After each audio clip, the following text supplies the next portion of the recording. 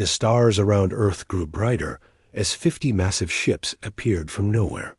Each ship was the size of a small city, their dark metal hulls covered in strange symbols that glowed with purple light. They moved in perfect formation, blocking out whole sections of the night sky as they took positions around the solar system. On the largest ship, Ambassador Kithara stood tall in the command center. Her blue skin sparkled under the bright lights, and her 4 arms moved gracefully as she studied the screens around her. She had done this many times before. The pattern was always the same. "Another primitive world," she said to her officers. "Look at their tiny ships. Look at their simple technology. They barely learned to travel between stars 50 years ago." The other aliens nodded. They had conquered thousands of worlds just like this one. The humans would be no different. They would beg, they would cry, and then they would surrender. It was the way of the galaxy. Kithara touched a control panel with one of her long fingers. "Send the message," she ordered. The transmission went out to every radio, television, and computer on Earth. The message was simple and had been used for over 1,000 years. It worked every time. "People of Earth," Kithara's voice spoke in perfect English. The Empire's computers had learned human languages in minutes. "I am Ambassador Kithara of the Zephyri Galactic Empire. We rule 10,000 star systems across this galaxy. Your world is now part of our domain." In cities around Earth, people stopped what they were doing to listen. Some looked up at the night sky and saw the alien ships hanging there like dark clouds. Others gathered around screens in homes, offices, and public squares. "You have 7 days to accept our terms," the message continued. "You will give us 30% of all your resources. This includes your metals, your energy, your food, and your technology. You will also give us 15% of your people to work in our factories and mines. In return, we will protect you from other threats and share some of our knowledge with you." The transmission showed images of other worlds that had accepted these terms. Cities that gleamed with alien technology. People who seemed happy and well-fed. It looked like a good deal if you did not look too closely. "If you refuse," Kithara's voice grew cold, "we will take what we want by force. Your cities will burn. Your people will suffer. Your world will become a wasteland. Choose wisely." The message ended with a countdown timer. 7 days, 23. Hours, 59 minutes.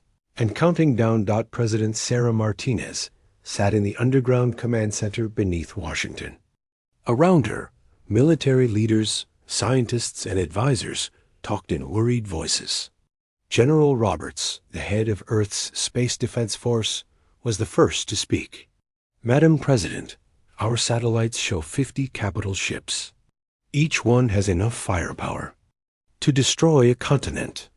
We have maybe 200 ships in our entire fleet, and most of them are transports or mining vessels." Dr. Elena Vasquez, Earth's leading expert on alien technology, shook her head. "The technology gap is enormous. Their shields can stop anything we have.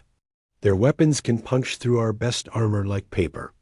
A direct fight would be suicide. So we surrender?" asked Admiral Chun, her voice bitter. "We just give them 1/3 of everything we have and 15% of our people? Let me tell you what that really means," Dr. Vasquez said quietly. 15% of our people means about 1 billion humans. They will not be workers. They will be slaves. And 30% of our resources means we will barely have enough left to survive. The room fell silent. Everyone knew she was right. The images in the alien message had been lies. The Empire did not share technology with its subjects. It took everything valuable and left just enough to keep the population alive and working. President Martinez looked around the room. These were Earth's best and brightest people. If they could not find a solution, no one could. What about the Prometheus project? she asked quietly. General Roberts and Dr. Vasquez exchanged glances. The Prometheus project was Earth's most secret program. Only a few dozen people knew it existed. "It is not ready," General Roberts said. "We need at least 6 more months of testing." "We do not have 6 months," the President replied. "We have 7 days." Dr. Vasquez leaned forward. "Madam President, if we activate Prometheus now, there is a good chance it will fail. If it fails, we lose everything. If we do nothing, we also lose everything, but at least some of us will survive as slaves." "And if it works?" Dr. Vasquez smiled for the first time in hours. "If it works, these aliens will regret the day they found Earth." The President was quiet for a long moment. Outside, she knew people around the world were panicking. Stock markets were crashing. Governments were holding emergency meetings. Religious leaders were calling it the end times. But here in this room, the people who really understood Earth's situation were surprisingly calm. They had been preparing for this day for decades. "Send a message to the aliens," President Martinez said finally. "Tell them we need time to discuss their offer with our people. Tell them we will give them our answer in 7 days." "What should the tone be?" asked the communications officer. "Polite but not afraid. We are not begging for mercy, and we are not acting desperate. Just tell them we will get back to them." Up in the Zephyr flagship, Ambassador Kithara received Earth's response with amusement. The message was shorter than she expected. Most species sent long transmissions full of questions, pleas, and attempts to negotiate. The humans just said they would consider the offer and respond in 7 days. "How strange," she said to her second-in-command, Officer Zelek. "They seem almost casual about this." Zelek studied the message again. "Perhaps they do not understand the situation. Should we send additional demonstrations of our power?" Kithara waved one of her hands dismissively. "No need. They will come around. They always do. 7 days gives them time to panic, to argue among themselves, and to realize they have no choice. By the end of the week, they will be begging to surrender." She turned to look at the blue and green planets spinning slowly below them. It was a beautiful world, full of resources and perfect for colonization. The humans had done well taking care of it. Soon it would belong to the Empire, and the humans would be put to better use serving their new masters. "Set up patrol schedules," she ordered. "Monitor their communications. I want to know everything they are planning. Not that it matters. In 7 days, this will all be over." But even as she spoke, Kithara felt a small worry in the back of her mind. The human response had been different somehow. Not defiant, not scared, just ... calm. In all her years of conquest, she had never encountered that kind of reaction. She pushed the thought away. Humans were just another primitive species. They would fall in line like all the others. The Empire had been doing this for thousands of years. It never failed. Down on Earth, President Martinez walked through the corridors of the secret base. Behind locked doors, scientists and engineers worked around the clock on projects that would have seemed impossible just 50 years ago.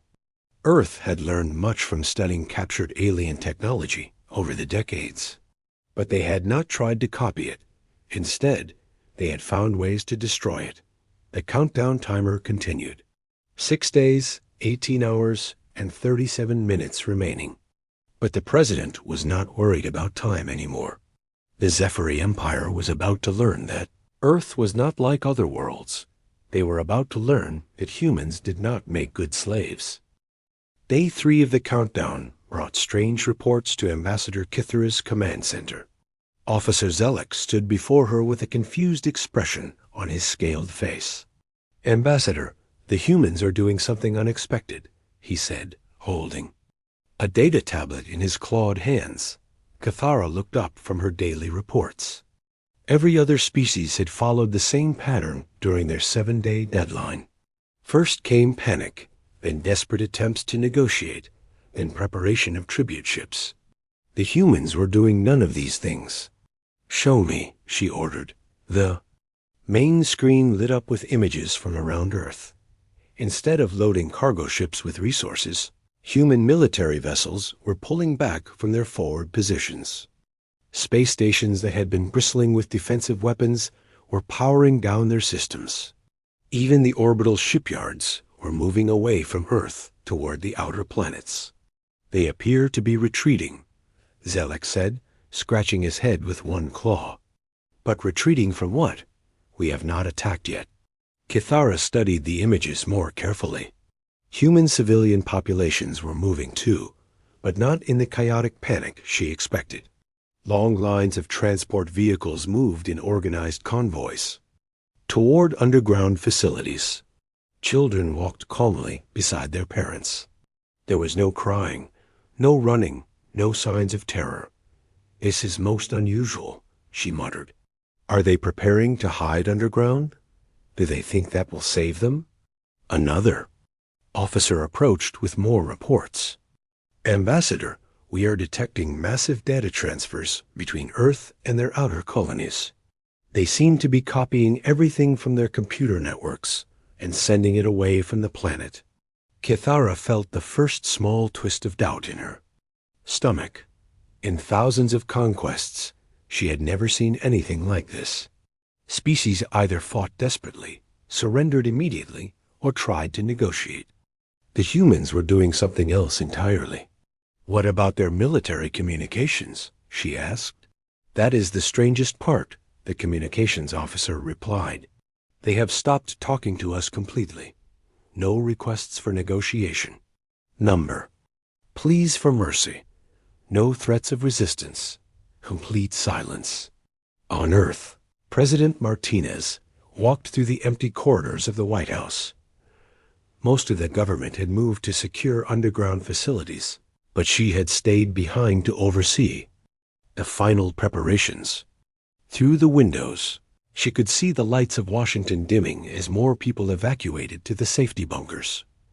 General Roberts found her in the Oval Office, looking up at the night sky where alien ships hung like dark stars. "Madam President, Phase 1 is complete," he reported.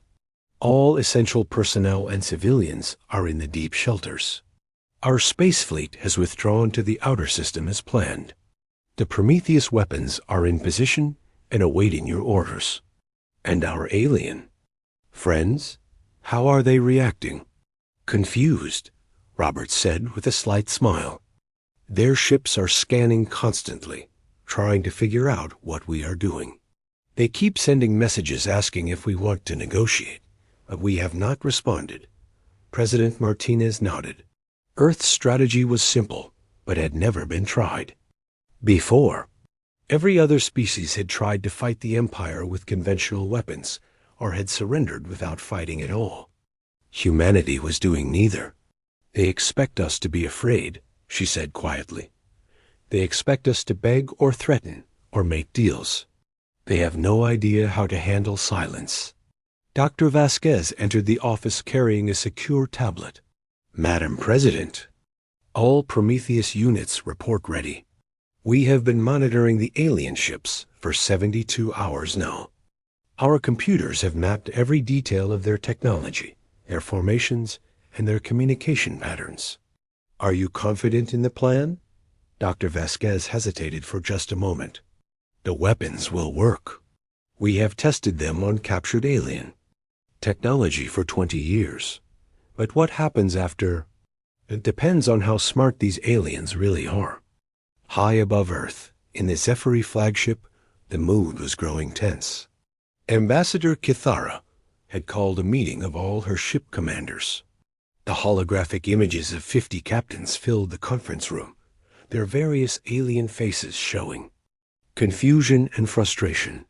"Report," Kithara ordered. Captain Vorth of the battle cruiser Dominator spoke first. "The humans have abandoned their defensive positions completely. Our scans show minimal military presence anywhere in the inner solar system. It is as if they are offering us a free conquest. But that makes no sense, said Captain Rylax of the Destroyer Squadron. Why move civilians to safety if they plan to surrender? Why evacuate their space stations? Captain Thurin, the oldest and most experienced commander in the fleet, spoke. Slowly. In my 400 years of service, I have seen many conquered worlds. The humans are behaving like no species I have ever encountered. They show no fear, but they are clearly preparing for something. Kithara felt her confidence wavering. The Empire's success had always been based on understanding how other species thought. Fear, greed, pride, desperation, these were emotions. The Zephyri knew how to exploit. But the humans seemed to be operating by completely different rules. Perhaps they are simply naive, she said, trying to convince herself as much as her officers. They are a young species. They may not understand what conquest means. But even as she spoke, new reports came in that made her doubt this explanation. Human scientists were publishing research papers as if nothing unusual was happening. Their news broadcasts spoke calmly about temporary relocations and safety procedures. Most disturbing of all, human children in the evacuation centers were attending regular school classes. They act as if this is just a minor inconvenience, Officer Zelak observed. As if 50 Imperial warships are no more threatening than a thunderstorm. On day 5, something changed.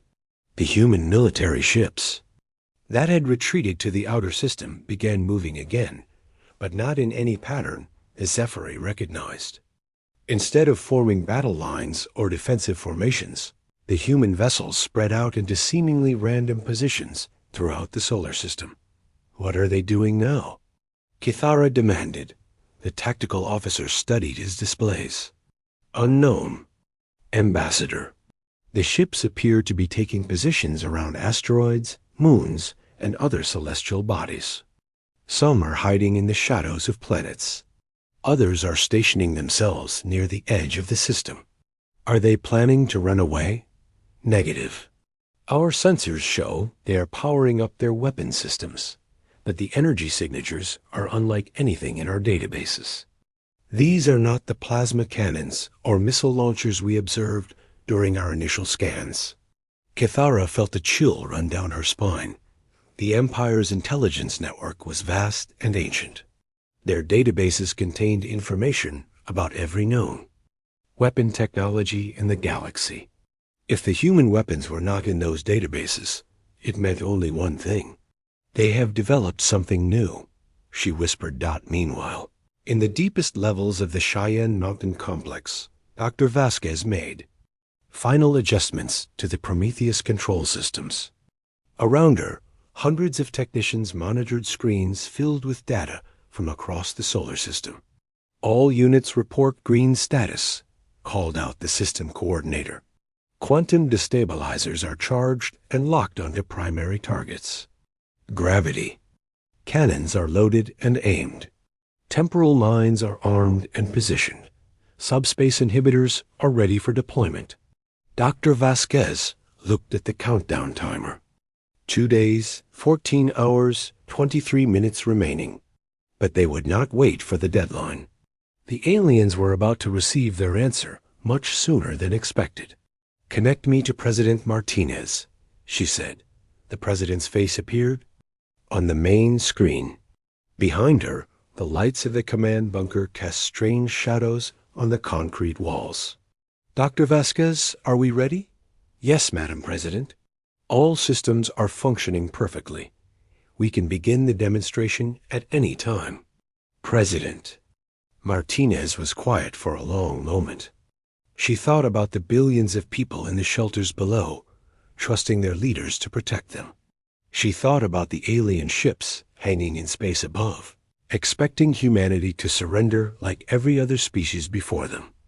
The aliens wanted an answer, she said finally. Let us give them one they will never forget. Begin Phase 2. Dr. Vasquez smiled as she turned to her technicians. You heard the president. Send the message.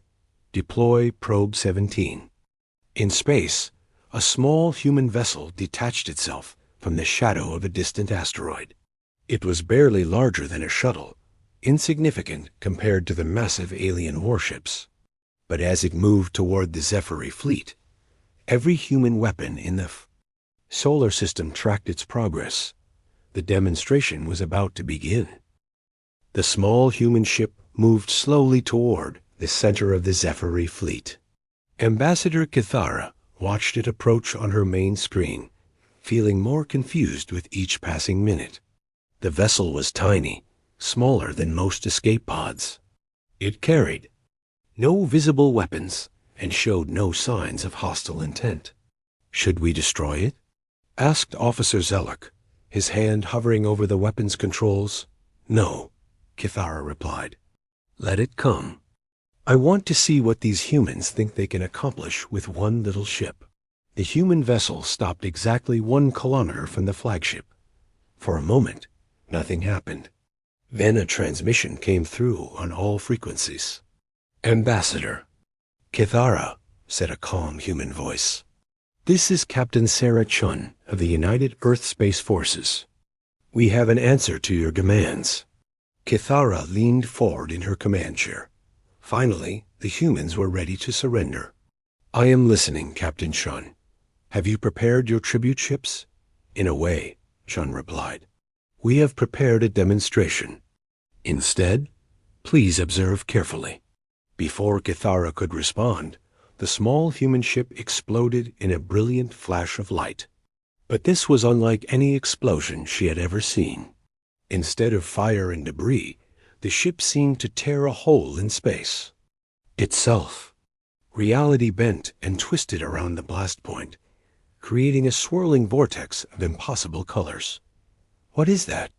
Zelek shouted, his voice filled with terror. The vortex grew larger, pulling everything nearby toward its center. 3 Zephyr destroyers, each one larger than a city block, began sliding helplessly toward the growing hole in space. Their engines fired at maximum power, but it made no difference. The gravitational pull was too strong. "Emergency jump," Kithara screamed. "Get those ships out of there." But the destroyers' faster-than-light drives would not activate. Warning alarms filled the bridge as the ship's computers reported impossible readings. The 3 vessels stretched and twisted as they fell into the vortex, their metal hulls bending like rubber before disappearing completely. Then, as suddenly as it had appeared, the vortex collapsed. Space returned to normal, leaving only empty blackness where 3 Imperial warships had been just moments before. "Impossible," Kithara whispered. "That technology does not exist." Captain Chun's voice came through the speakers again, still perfectly calm. "Actually, it does exist. Humans have been working on it for quite some time. That was just a small one." Before anyone could respond, more human ships began appearing throughout the solar system. They emerged from behind asteroids, from the shadows of moons, and from positions the Zephyr sensors had somehow missed. Each vessel was different from anything in the Empire's databases. "Battle stations," Kithara ordered. "All ships, prepare for combat." The Zephyr fleet moved into attack formation, their plasma cannons charging and their shields powering up to maximum strength. 50 of the most advanced warships in the galaxy prepared to face perhaps 200 human vessels that looked primitive by comparison. The first volley of alien fire lit up space with brilliant beams of superheated plasma. The energy bolts streaked toward the human ships, each one carrying enough power to melt through the strongest known armor. The humans made no attempt to dodge. Instead, something impossible happened. A plasma beam simply stopped in mid-flight, hanging motionless in space like frozen lightning. Then slowly they began moving backward, returning to their original sources. "Our own weapons are attacking us," reported the tactical officer as Zephyr shields flared under the impact of their own plasma bolts. Captain Chun's voice filled the communication channels. Thank you for the energy donation. Our collectors are always hungry for more power. On the human flagship U.E.'s Prometheus, Captain Chun stood calmly on her bridge while her crew worked with practiced efficiency. Around her, dozens of screens showed the battle from every angle. The ship's artificial intelligence system was recording and analyzing every detail of the alien response. "Status report," she ordered. "All quantum collectors are functioning perfectly," replied her weapons officer. "We have absorbed 93% of their plasma discharge and fed it into our main power grid." "Excellent. Begin Phase 2. Deploy the gravity cannons." Throughout the human fleet, weapons unlike anything the galaxy had ever seen began to fire. The gravity cannons did not shoot projectiles or energy beams. Instead, they fired pure gravitational force, creating invisible waves that could crush matter at the atomic level.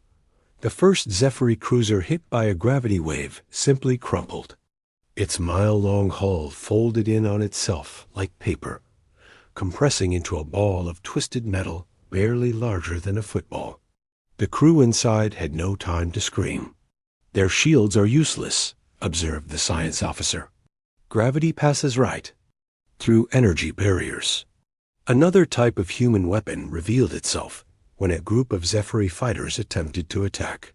The humans launched what looked like simple missiles, but as the projectiles flew through space, they began to fade in and out of reality. The alien pilots tried to shoot them down, but their weapons passed harmlessly through targets that were only partially there. The missiles struck their targets and exploded, but the explosions happened in multiple dimensions at once. The fighter craft did not just blow apart. They ceased to exist entirely, erased from reality as if they had never been built. "Phase shift warheads," Captain Chun explained over the radio, her voice still maddeningly calm. "We learned a lot about dimensional physics from studying your technology. It turns out there are much more interesting applications than simple faster-than-light travel." Ambassador Kithara watched in growing horror as her fleet was systematically dismantled. The humans were not just winning the battle, they were making it look easy. Worse yet, they seemed to be treating the entire engagement as some kind of experiment. "They are studying us," she realized with growing dread. "Every weapon we fire, every tactic we use, they are learning from it." This observation proved correct when a squadron of Zephyr ships attempted a coordinated attack pattern that had never failed in 1,000 years of warfare. Before they could execute the maneuver, the human ships moved to counter it perfectly, as if they had known exactly what was coming. "How did they know?" demanded Captain Vorth over the communication system. Captain Chun answered him directly. "Your attack pattern is now designated as Zephyr Formation 7 in our combat database.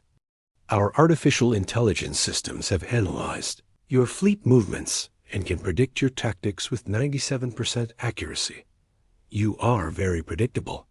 The human weapons became more exotic with each passing minute.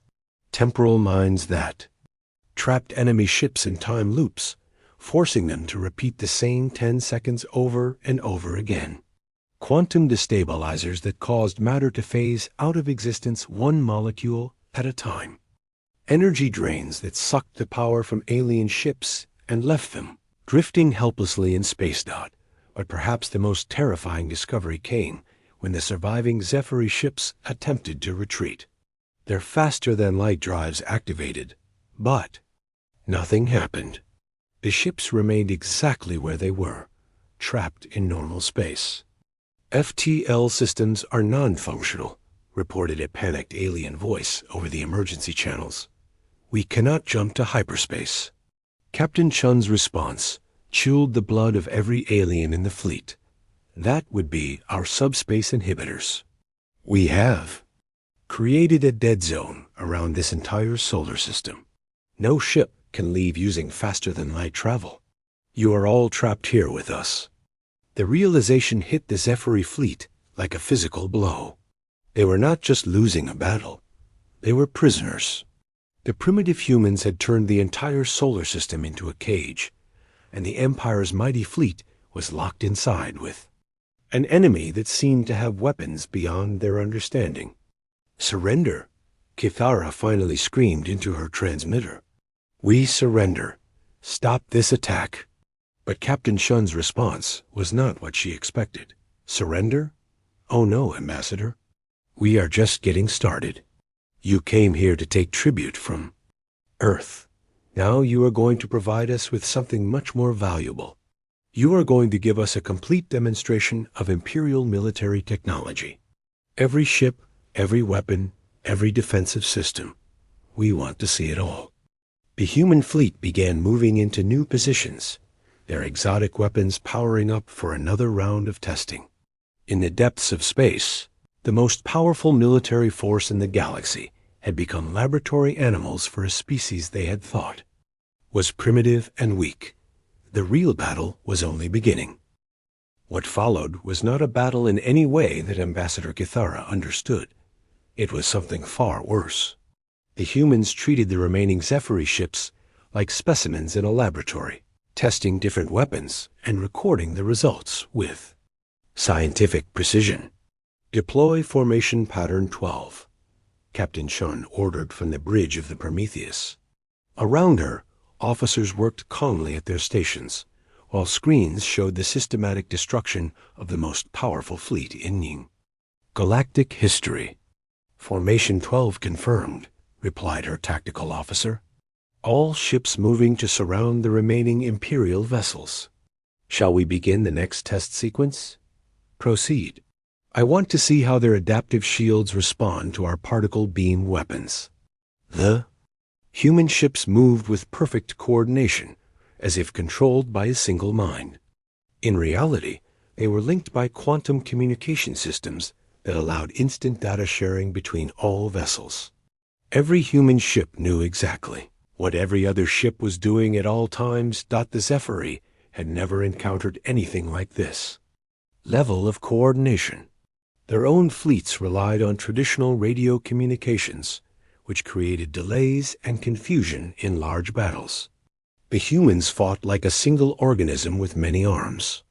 "Fire particle beams," Captain Shun commanded. Streams of energy unlike anything in Imperial databases lashed out from the human weapons. These were not simple plasma bolts or laser beams. The particle streams contained matter that existed in multiple quantum states simultaneously, making them impossible to defend against using conventional shields. The Zephyri barriers flared and sparked as they tried to stop the impossible weapons. Some of the alien shields adapted, changing frequency and power levels to better resist the attack. But the human computers were watching, learning, and adapting faster than any biological mind could follow. "Interesting," observed the science. "Officer, their shields can adapt to new energy signatures. Make a note of that. Now switch to gravity pulse weapons." Admiral Kithara watched in despair as her flagship's shields failed completely. The humans had tested 5 different weapon types in just 10 minutes, learning everything there was to know about Zephyri defensive technology. Each new attack was perfectly designed to counter whatever adaptations her ships had made to the previous assault. "How are they doing this?" she whispered to Officer Zelek. "How can they learn so fast?" Zelek studied his scanner readings with growing fear. "Ambassador, I do not think those are just human crews on those ships."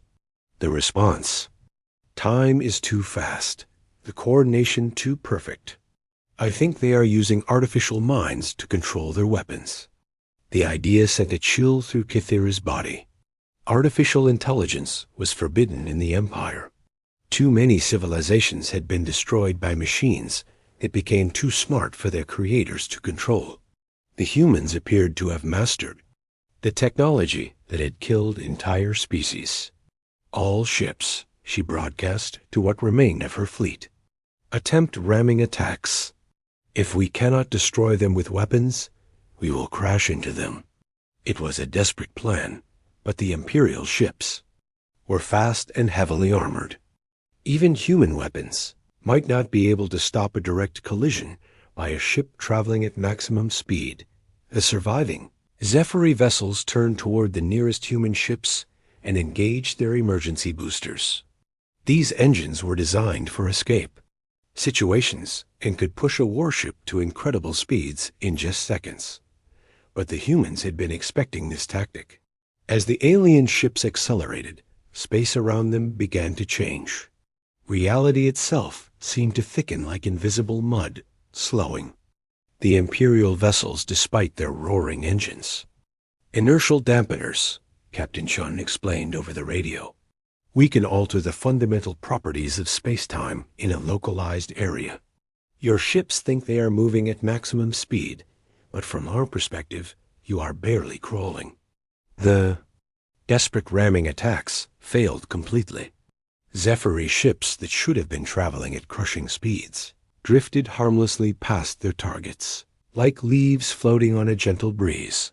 But the most horrifying moment came when Captain Vorth, commander of the battle cruiser Dominator, decided to try the Empire's ultimate weapon.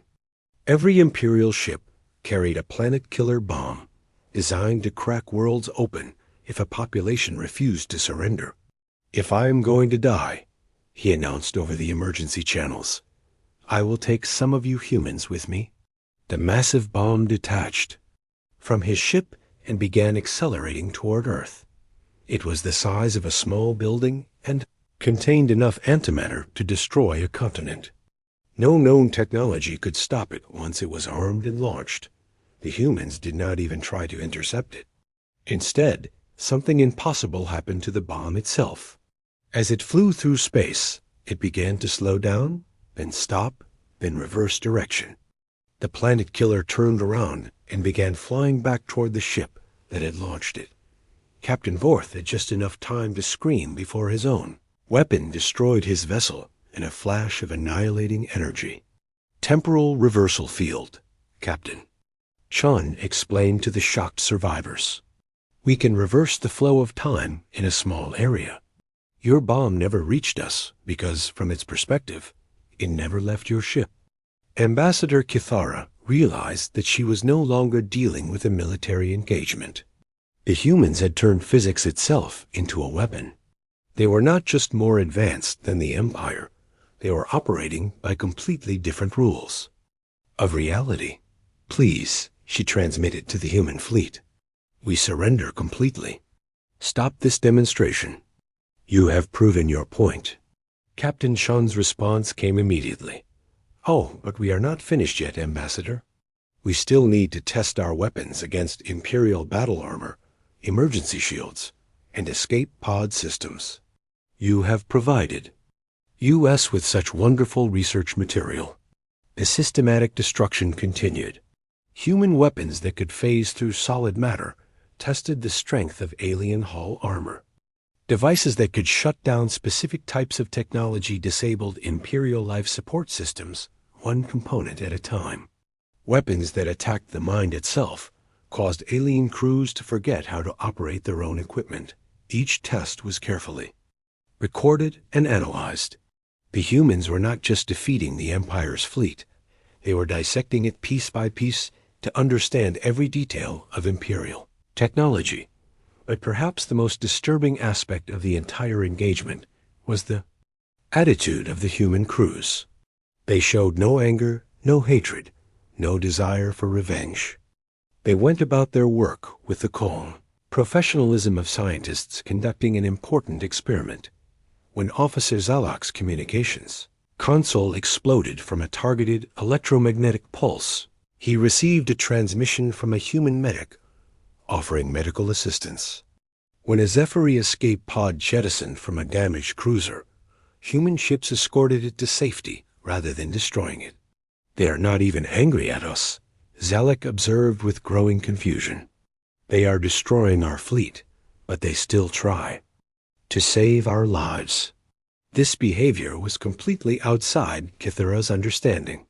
In her experience, warfare was driven by emotion, fear, rage, hatred, or greed.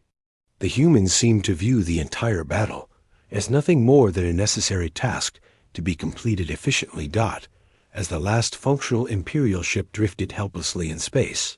Its weapons destroyed and its engines offline, Captain Chun finally opened communications for a real conversation. "Ambassador Cathara," she said, her voice still perfectly calm. "The testing phase is now complete. Our computers have recorded detailed information about Imperial military technology, tactics, and capabilities. This data will be very useful for future encounters." "Future encounters?" Cathara asked weakly. "Of course. You do not think this fleet represents the entire Imperial military, do you? There will be others, larger fleets, different weapons. We want to be ready for them." The implications of Chun's words hit Cathara like a physical blow. The humans had not just defeated this attack. They had used it as preparation for the next one. They were already planning for a war that might last decades or centuries. "However," Chun continued, "we are not completely unreasonable. We will allow some of you to return home. You will carry a message to your empire. Consider this a professional courtesy." As human technicians began uploading data into the navigation systems of the surviving Zephyri ships, Cathara realized that her species had made a terrible mistake. They had not encountered another primitive world ready for conquest. They had found something much more dangerous. They had found humans.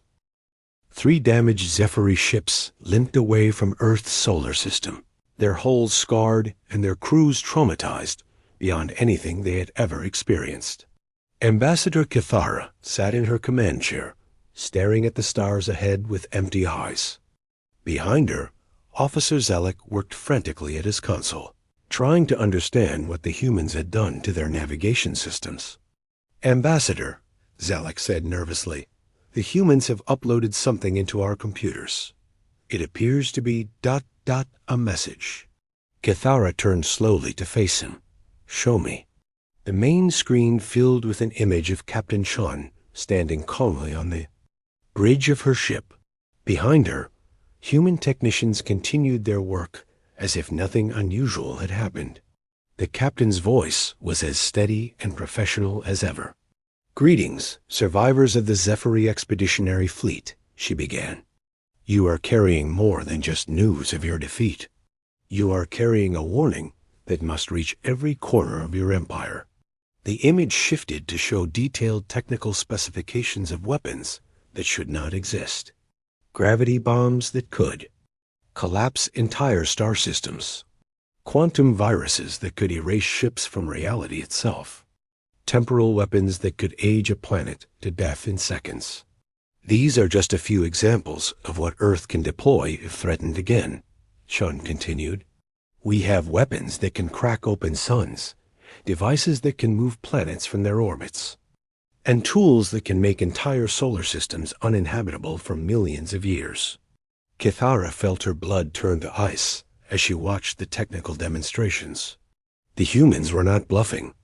Every weapon shown in the message was accompanied by detailed physics equations and test footage that proved its reality. "However," Chun's voice continued, "Earth does not wish to become a destroyer of worlds. We prefer to be left alone to develop our civilization in peace. Therefore, we are making this offer one time only." The message showed a map of the galaxy with a large sphere marked around Earth's location. The sphere encompassed nearly 50 star systems. "This is Earth's exclusion zone. Any Imperial ship that enters this area will be destroyed without warning. Any attempt to attack human colonies, human trade routes, or human allies will result in Earth bringing this war to your doorstep. We will not stop until your empire no longer exists." The technical specifications continued, showing weapons that could sterilize entire sectors of space. Planet killers that worked by destabilizing the nuclear forces inside matter itself. Stellar engineering tools that could turn stars into weapons of mass destruction. "But the choice is yours," Chun concluded. "Leave us alone, and we will remain in our corner of the galaxy, bothering no one.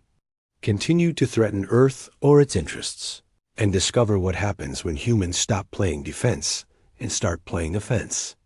The message ended with coordinates and hyperspace jump calculations that would take the survivors directly back to Imperial space. But it also contained detailed sensor logs of the entire battle, complete technical analyses of every Imperial weapon and defense system, and tactical assessments that revealed every weakness in Empire military doctrine. As the three ships jumped to hyperspace, they carried with them the most comprehensive intelligence package any enemy had ever compiled about the Zephyri Empire. The humans had not just defeated the Imperial fleet, they had learned everything there was to know about Imperial military capabilities. The journey back to Imperial space took 2 weeks.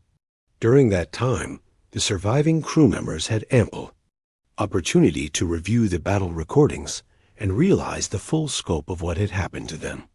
They had not fought humans, they had been studied by them. When the ships finally arrived at Zephyri Prime, the Imperial capital world, news of the defeat spread like wildfire through the government and military hierarchy.